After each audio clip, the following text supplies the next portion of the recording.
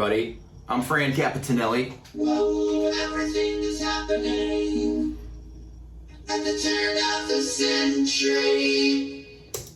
It's been a year now. It's been a year since I've been making these videos. A year ago today, I released the first one in support of the record that I put out, Totally Into the Sound, T.i.t.s. for the Beegees. And here it is. Just got it in on vinyl. Whoosh! In all of its glory. I can't even believe that it's done. And I'm holding it because for so long I was like, am I ever gonna finish this? Is anything gonna happen? Am I doing the right thing? Am I crazy? Yeah, maybe I am a little bit. I started it and I had to finish it. It was just dragging me along and I really had no choice. I had made like 10 videos for it at the beginning before I started veering off into all this other stuff, Led Zeppelin and Jimmy Page, Van Halen, and everything else. And it's been pretty cool, I must say. I've had a lot of fun making these videos. I don't make it easy on myself. Everyone is like a major production, and I'm always trying to get myself to pump one out in a day. Let's just do it in a day. And then 4 days later, I'm like, oh my God. It's kind of like similar to the making of the record, where I thought I was gonna be done, be able to pull it off in a short amount of time, and I couldn't. It just took forever and ever, because every time I would get an idea and I would try and bring it to fruition, it would just extend the project that much longer. So let's recap. When I started out this project, I was 48, and now I'm 53 as of yesterday. The whole idea was, man, I haven't been playing music. I had kind of like, I had stopped playing and I was just working. Right around 48, I started thinking, this whole 50 thing is going to be a real drag.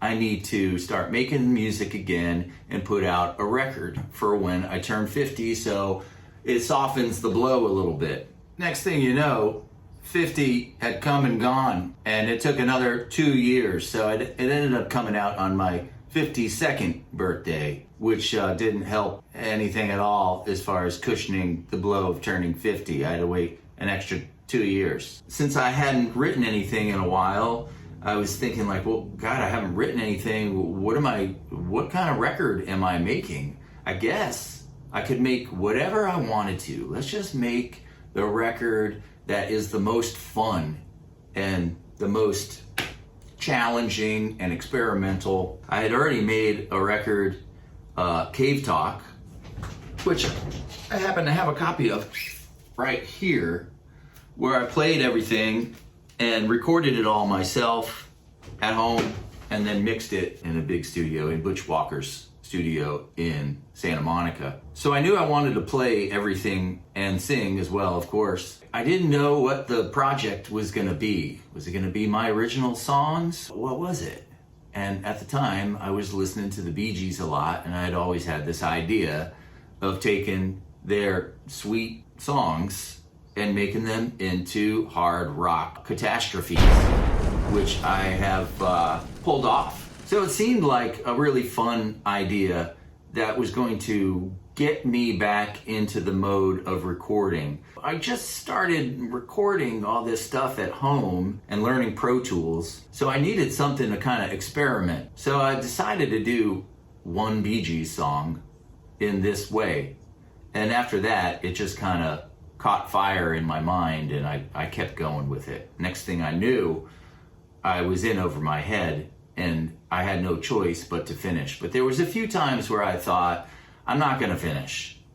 Or I thought, well, let's just, they don't sound anything like the Bee Gees songs except for some of the melodies and of course, all of the lyrics. I could change all the lyrics. No one would ever know that it was derived from a Bee Gees song.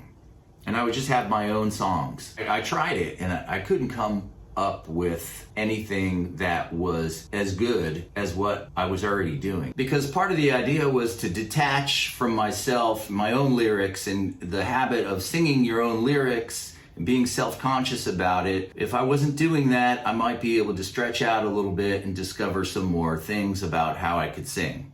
So I kind of resigned myself to the fact, like, this is its own thing.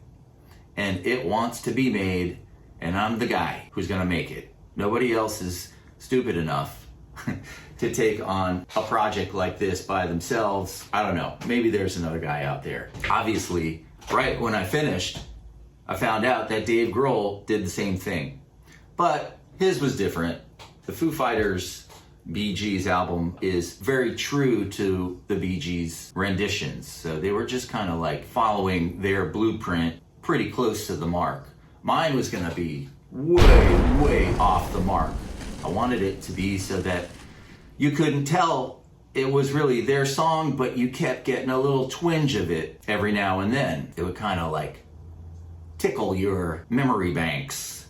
Now I know the Bee Gees are a controversial topic and people get very turned off by even just the thought of them and the sight of them. I probably have lost a few subscribers along the way that saw a Jimmy Page video and then went back and watched some of these making of the T.I.t.s. for the Bee Gees album and was like, yeah, no, this guy, I'm out of here. That's okay. I knew that that was gonna be part of the deal. But the Bee Gees, they have a lot of different styles within their catalog. When they started out, they were kind of like a poor man's Beatles. It sounded very Beatles. If you listen to the first Bee Gees album, it's called Bee Gees First. It's psychedelic. The artwork is done by Klaus Voormann, who's the same person that did the Revolver artwork, and he ended up playing bass with George Harrison on All Things Must Pass. And their first couple albums are kind of psychedelic. They have some Beatles moments, and there's some Kinks moments, and there's some moments where you're not even really sure, well, what, you can't really put your finger on it. It's kind of their own thing. They're really trying to find themselves. And as they got into the 70s, it became a very melancholy vibe that they were putting out. Listen to a few albums in the middle there, and it's just like, oh my God, I'm gonna fall asleep and get sad at the same time, which is pretty common for me. Then they hit the disco era, really unbeknownst to them. Their whole disco era started before the disco craze happened.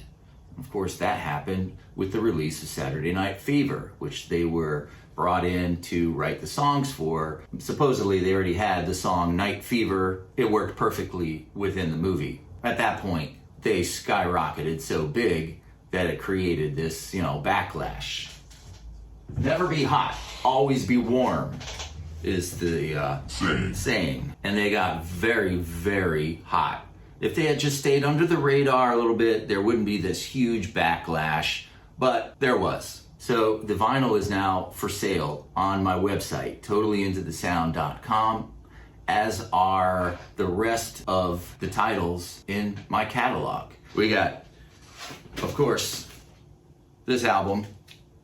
We got the Kavetalk album, the Kavetalk CD, and the T.I.t.s. CD, and then there's 3 Tom Collins CDs. Boom, boom, boom. The first Tom Collins, Deep Cuts, and Daylight Tonight.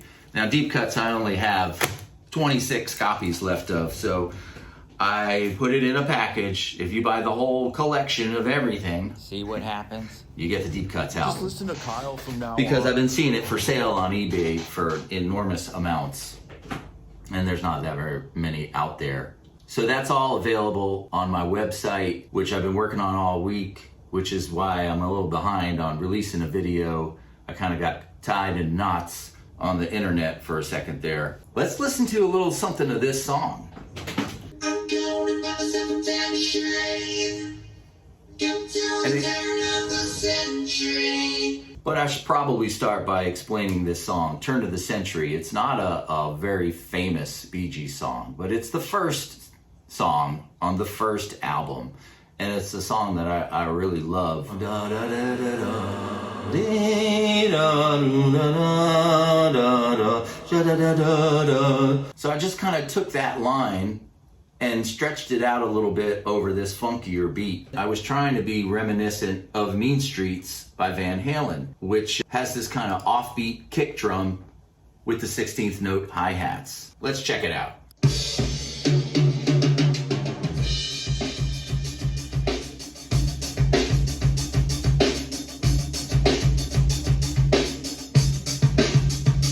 Add in the bass.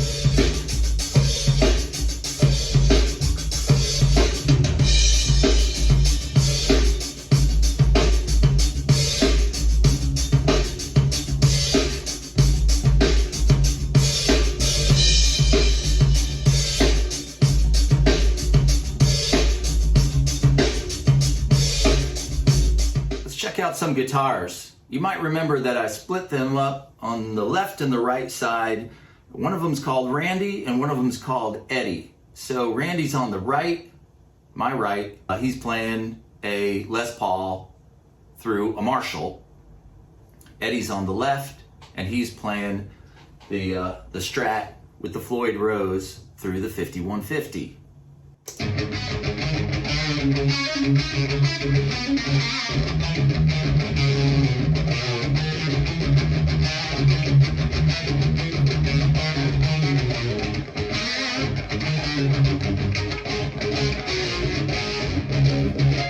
It's kind of a Skinner part from working for MCA.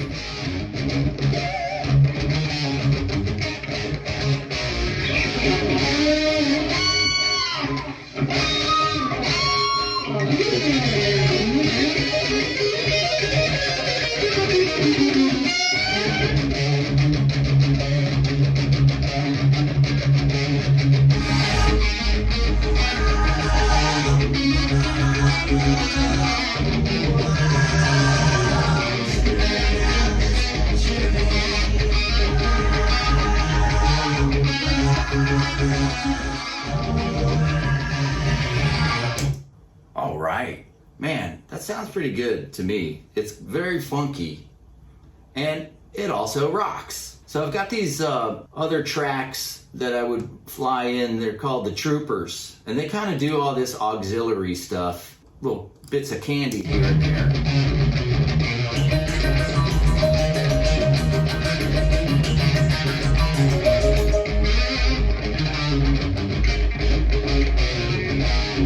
I kind of haven't heard this in a while, so it's all fresh to me right now. We're gonna bring in the vocals for the second verse.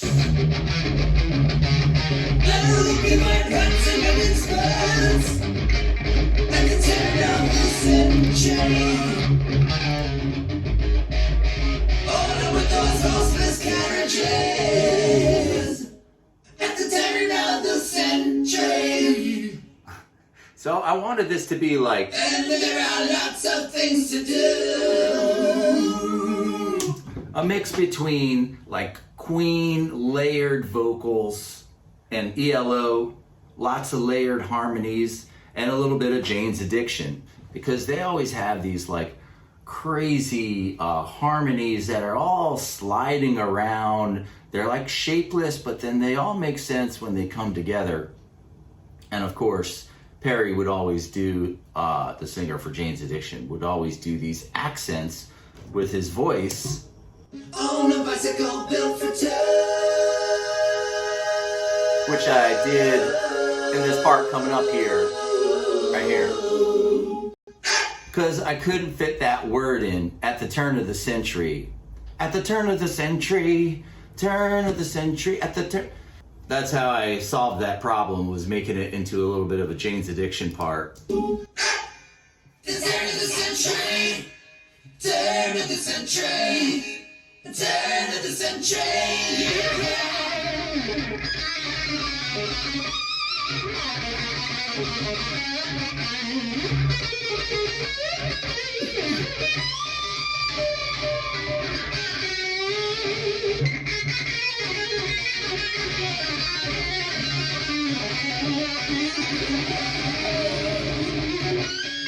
This is supposed to be like Slash, right here.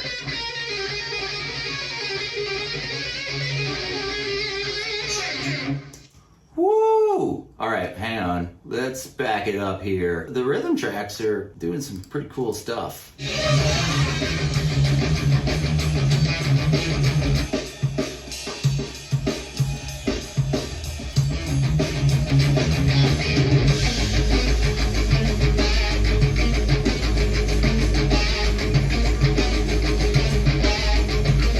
That's supposed to be like Slayer.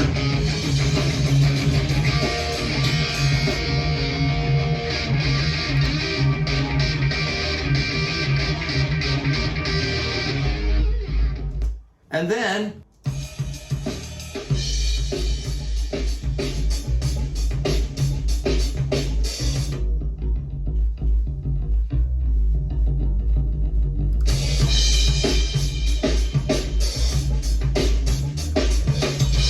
these Vipers.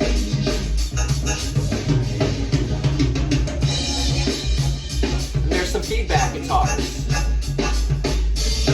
that are muted.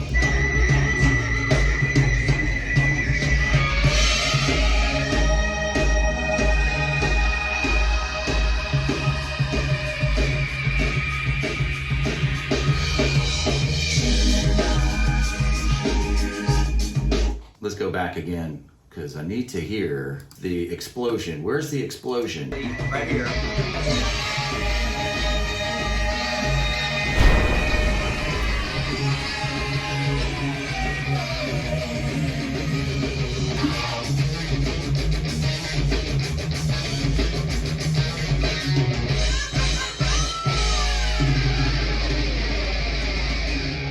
That fill at the end, the drum fill, it's from something. I can't remember what it is though. I think it might be a Pat Benatar song.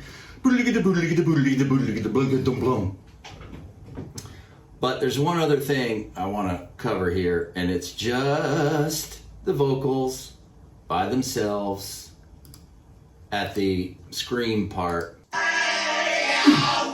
Where are you?